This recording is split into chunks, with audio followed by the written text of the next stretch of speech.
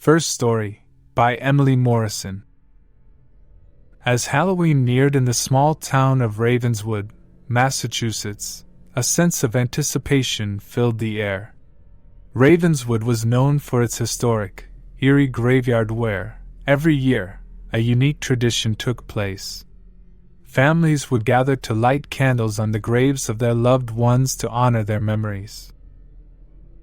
On Halloween night, I found myself wandering among the rows of gravestones. The sky was overcast, and the air was filled with the scent of burning candles. It was a somber yet beautiful tradition, one that had been passed down for generations. I reached the old section of the graveyard, where the oldest graves lay. Some dated back to the 18th century, their stones weathered by time. As I walked, I noticed a small, unlit candle on one particular grave.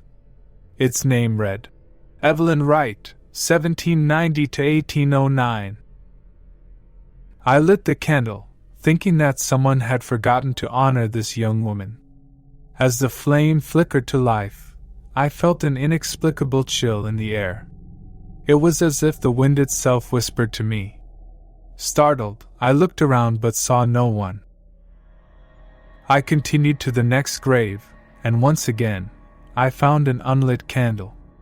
This time, the name on the stone read, Jonathan Blackwell, 1765 to 1791. The moment I lit the candle, the wind whispered louder, and it seemed as though the shadows among the gravestones deepened.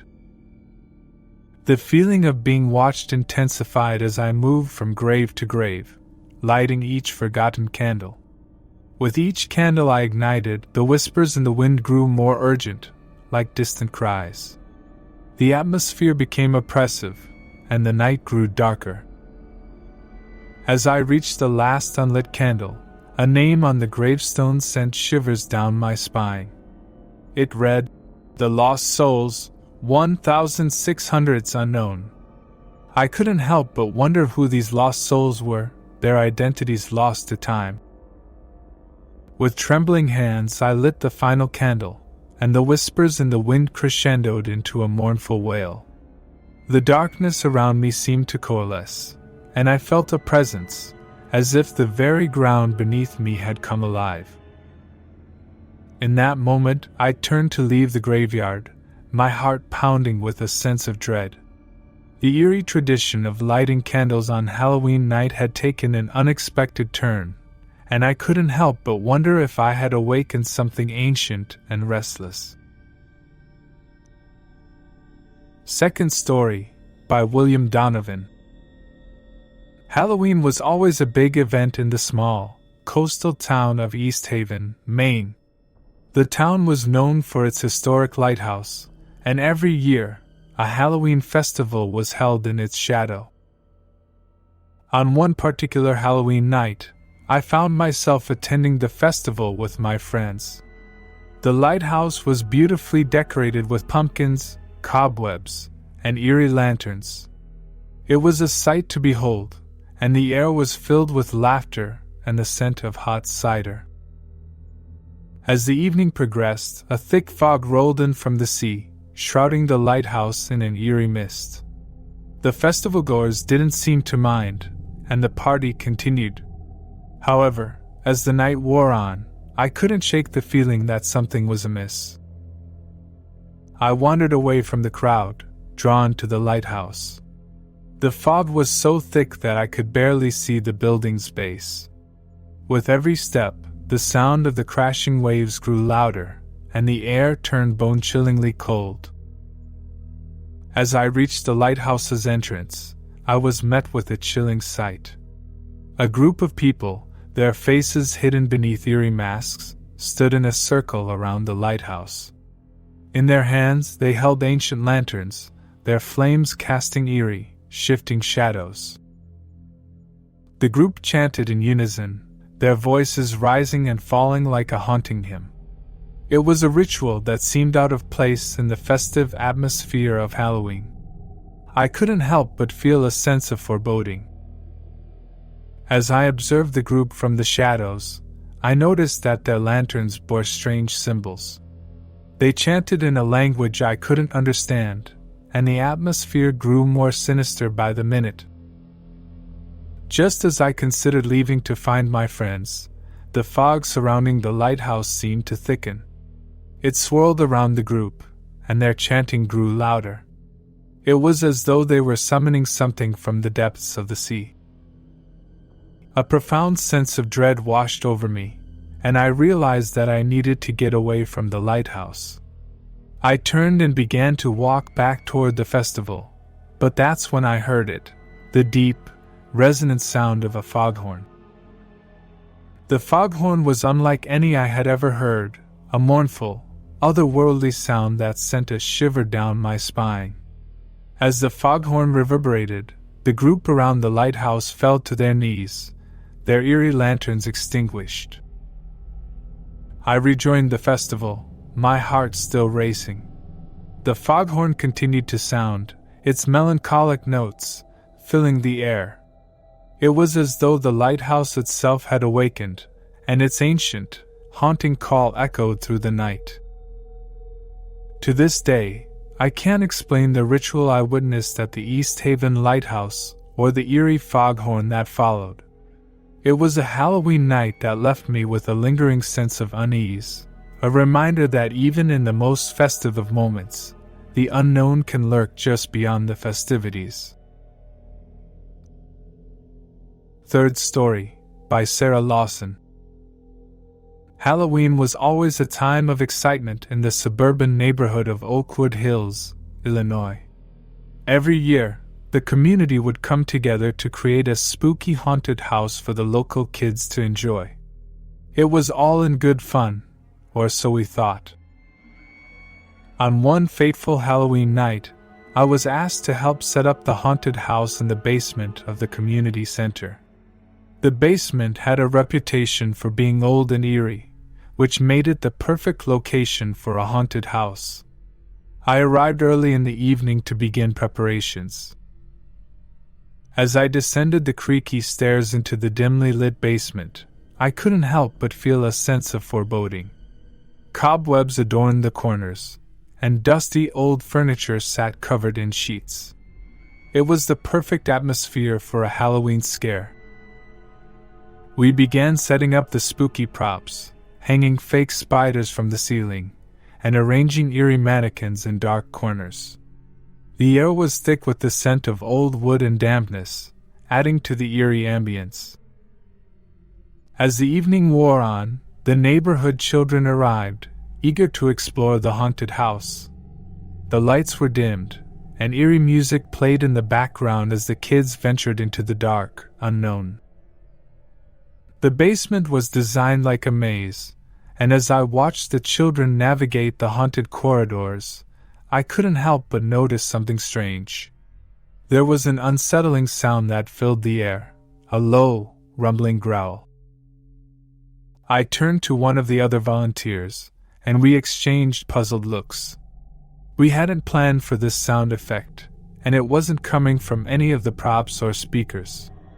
It was as if the basement itself were growling.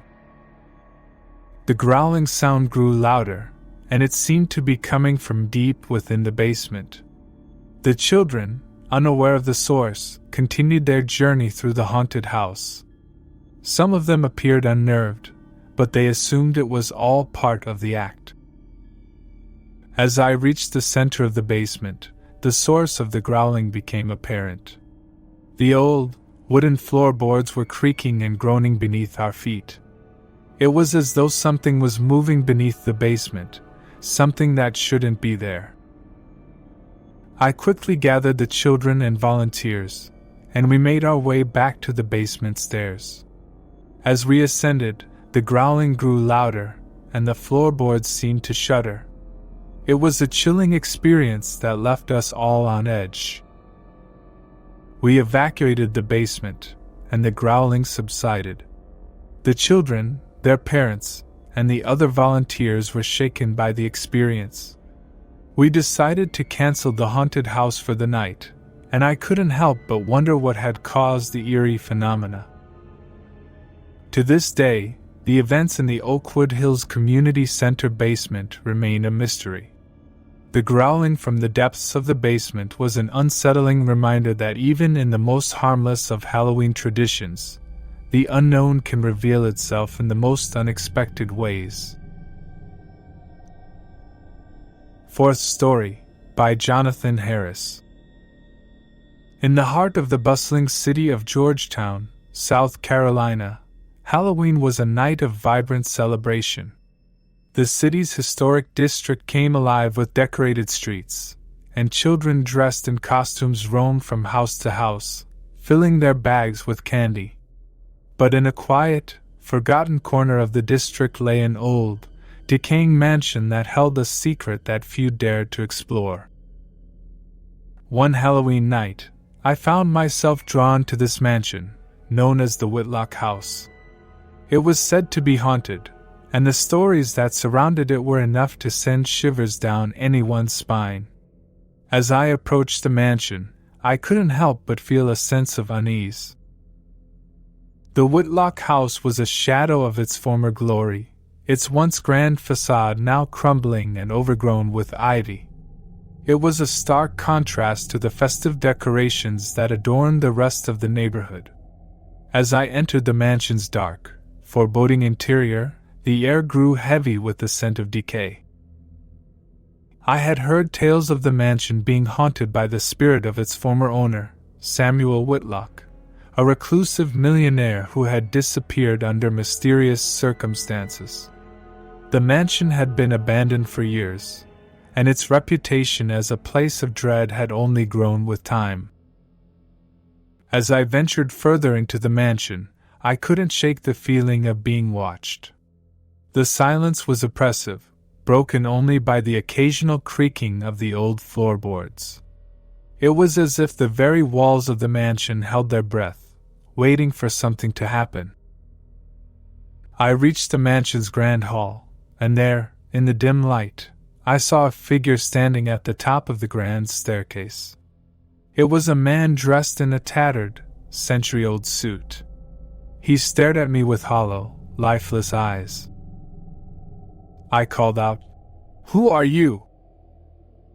But the figure remained silent, his gaze never wavering. The atmosphere in the mansion grew more oppressive, and I couldn't help but feel trapped in a nightmarish scene. I decided to leave the mansion and retreated, but as I reached the door, I heard the sound of footsteps. I turned to see a group of people, their faces hidden beneath eerie masks, emerging from the shadows.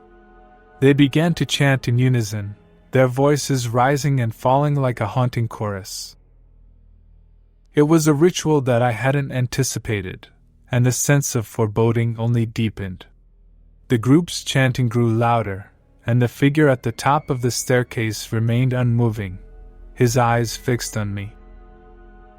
I quickly fled the mansion, the eerie chant and the hollow gaze of the figure following me as I made my way back into the city. It was a Halloween night that had taken a chilling turn, and I couldn't help but wonder about the connection between the mansion and the ritual I had witnessed. Fifth story, by Jennifer Parker. Halloween night in the quiet town of Oak Ridge, Ohio, was typically a time for children to fill their bags with candy and for families to gather for costume parties. But one Halloween, I experienced something that sent shivers down my spine and left me with a lingering sense of unease. I was out with a group of friends, going door to collect treats. As the evening progressed, we reached the end of a long, winding street that was surrounded by dense woods. The street was dimly lit, and the trees cast eerie shadows in the moonlight. As we approached the last house on the street, we noticed that it stood apart from the others. It was an old, Victorian-style mansion, and it had a decrepit, abandoned look. The windows were boarded up, and the yard was overgrown with weeds. We hesitated, unsure if anyone still lived there or if it was part of a Halloween prank. My friends dared me to knock on the door, and I reluctantly agreed. I approached the house and rapped my knuckles against the weathered wood. To our surprise, the door slowly creaked open, revealing a dimly lit interior. The air was thick with the scent of decay, and the floorboards groaned beneath our feet. It was clear that no one had been in this house for years. As we cautiously entered the mansion, we couldn't help but feel like intruders in a place that had long been forgotten. The walls were covered in faded, peeling wallpaper, and the rooms were filled with dusty, forgotten furniture. As we ventured deeper into the mansion, we noticed a series of eerie paintings that adorned the walls. The portraits depicted a family, their faces twisted in expressions of madness and despair. It was as though we had stumbled into a house of torment. Just as we were about to leave, we heard a sound, a soft, eerie melody that seemed to emanate from the walls themselves. It was a haunting music that sent chills down our spines. We followed the sound to a small, dimly lit room. At its center was an old, dusty piano, its keys covered in cobwebs. Yet, the music played on, as though the piano were being played by an unseen hand. We exchanged nervous glances, unsure of where the music was coming from. It was a tune that we couldn't place, and it filled the room with a sense of melancholy. As we stood in the room, a sudden gust of cold wind blew through, extinguishing the candles that had been placed around the piano. The room grew dark, and the music ceased. We quickly made our way out of the mansion, our hearts pounding with fear. It was a Halloween night that had taken a nightmarish turn, and we couldn't help but wonder about the history of the old, abandoned house and the eerie music that had filled its rooms. To this day, the events in the mansion on that Halloween night remain a mystery. The paintings, the eerie melody, and the sense of despair continue to haunt my thoughts, serving as a chilling reminder that even in the most ordinary of places, the unknown can reveal itself in the most unexpected ways. Sixth Story, by Thomas Randall. Halloween was always a lively celebration in the small village of Brackenfield, England. Nestled in the countryside, the village had its share of eerie stories, but one particular Halloween night revealed a secret that sent shivers down my spine. The village's historic church, St. Agnes, was known for its centuries-old architecture and a sense of solemnity that had endured through the ages. Every Halloween, villagers would gather to light candles and pay their respects to their ancestors in the church's cemetery. As the evening approached, I found myself at St. Agnes, the sky overcast and the air heavy with the scent of burning candles. The cemetery was a sea of flickering lights, each candle representing a lost loved one. It was a touching tradition, and the atmosphere was both somber and comforting. As I walked among the graves, I noticed one headstone that stood out. It was a weathered and ancient marker, its inscription barely visible. The name on the stone was Eleanor Ravenscroft, 1715 to 1737. It was unusual to see such an old grave in the church's cemetery, and I couldn't help but feel drawn to it. I lit a candle and placed it by the headstone, paying my respects to Eleanor Ravenscroft, whose story had long been forgotten. As I stood by the grave, a strange sensation washed over me. The air seemed to grow colder, and a soft, eerie melody filled the air. It was as though a distant piano was playing a mournful tune. I looked around, trying to identify the source of the music, but there was no piano in sight. The melody continued to play, and I realized that it was coming from the church itself.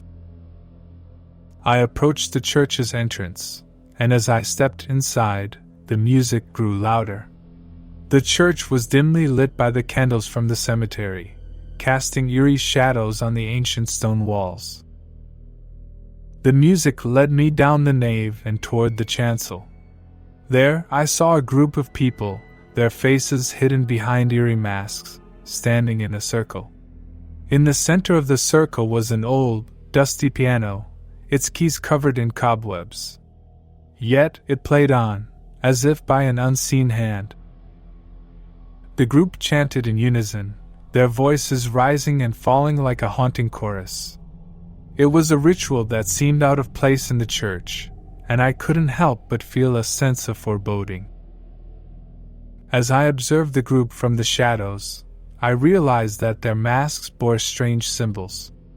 They chanted in a language I couldn't understand, and the atmosphere grew more sinister by the minute.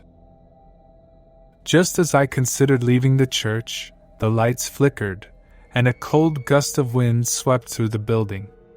The candles in the church extinguished, plunging the interior into darkness.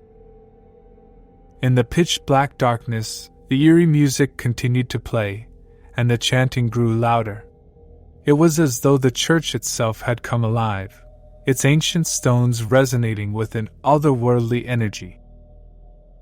I quickly left the church, my heart pounding with fear. The eerie ritual and the mysterious music haunted my thoughts, leaving me with an unsettling sense of unease. To this day, the events in the church in Brackenfield remain a mystery. The connection between the ancient grave of Eleanor Ravenscroft, the eerie ritual, and the haunting music continues to linger in my memory, a chilling reminder that even in the most sacred of places, the unknown can reveal itself in unexpected ways. Seventh Story, by Mary Edwards. In the quiet town of Elmwood, Oregon, Halloween night was a time for children to go trick-or-treating and for families to gather around bonfires. But one Halloween, I found myself in the decaying ruins of the old Elmwood Asylum, and the experience left me with a sense of dread that still lingers. The asylum, located on the outskirts of town, had long been abandoned, its once imposing facade now reduced to crumbling bricks and shattered windows. It was a place with a dark history, and the stories surrounding it were enough to send chills down anyone's spine. As Halloween approached, I couldn't resist the urge to explore the asylum, despite the warnings from the townspeople. I arrived at the decaying building in the early evening, and the setting sun cast long shadows that stretched across the overgrown lawn. As I entered the asylum, the air grew thick with the scent of dampness and decay. The walls were covered in graffiti, and the floor was strewn with debris. It was a place that had been forgotten by time. I ventured deeper into the asylum, my footsteps echoing through the empty halls. The silence was oppressive, and the sense of abandonment weighed heavily on me. It was as if the very walls of the asylum held the memories of its tormented past. As I explored the decaying rooms, I couldn't shake the feeling of being watched. It was a sensation that grew more intense with each step, and I couldn't help but wonder if I was truly alone in the asylum. Suddenly, I heard a sound, a soft, eerie chanting that seemed to emanate from the depths of the building. It was a haunting melody that sent shivers down my spine. I followed the sound, which led me to a large, crumbling chamber. There, I saw a group of people, their faces obscured by eerie masks, standing in a circle. In the center of the circle was an old, dusty piano, its keys covered in cobwebs. Yet it played on, as if by an unseen hand. The group chanted in unison, their voices rising and falling like a haunting chorus. It was a ritual that seemed out of place in the asylum, and I couldn't help but feel a sense of foreboding. As I observed the group from the shadows, I realized that their masks bore strange symbols. They chanted in a language I couldn't understand, and the atmosphere grew more sinister by the minute. Just as I considered leaving the asylum, the lights flickered, casting eerie, dancing shadows on the walls. The group fell to their knees, their faces contorted in terror. It was as though they had glimpsed something far more horrifying than anything I could have imagined. I quickly retreated from the asylum, my heart pounding with fear. The eerie ritual and the mysterious music haunted my thoughts, leaving me with a lingering sense of unease. To this day, the events at the Elmwood Asylum remain a mystery. The group's connection to the ritual, the purpose of their gathering, and the enigmatic symbols on their masks continue to linger in my memory, serving as a chilling reminder that even in the darkest of places, the unknown can reveal itself in the most unexpected ways. 8th Story by William Turner. In the small Texas town of Pecanville, Halloween night was known for its spirited costume parades and elaborate decorations. However, one Halloween night, I had an encounter that would forever change my perception of the holiday. As the sun set and the sky darkened, I decided to take a stroll through the town's historic cemetery, which was beautifully lit by lanterns and adorned with carved pumpkins. It was a serene and picturesque setting, the perfect backdrop for a Halloween evening.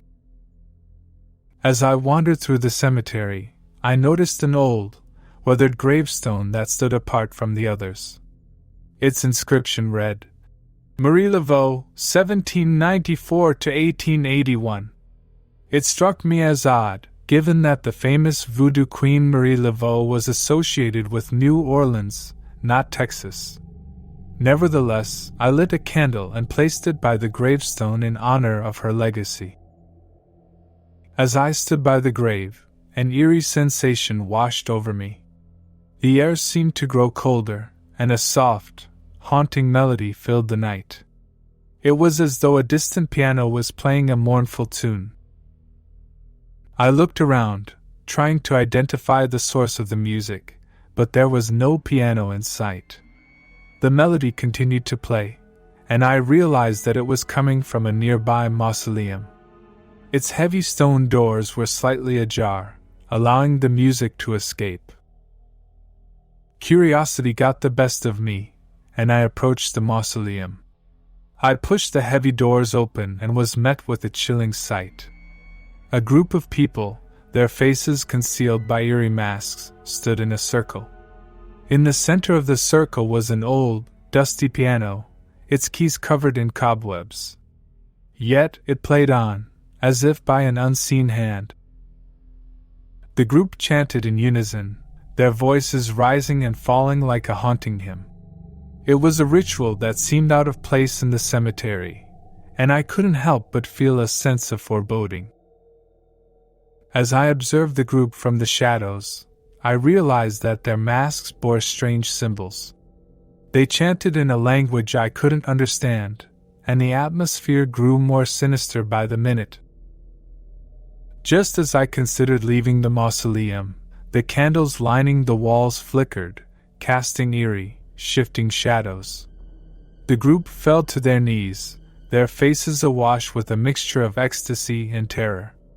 It was as though they had glimpsed something far beyond our reality. I quickly left the mausoleum, my heart racing with fear. The eerie ritual and the mysterious music haunted my thoughts, leaving me with an unsettling sense of unease.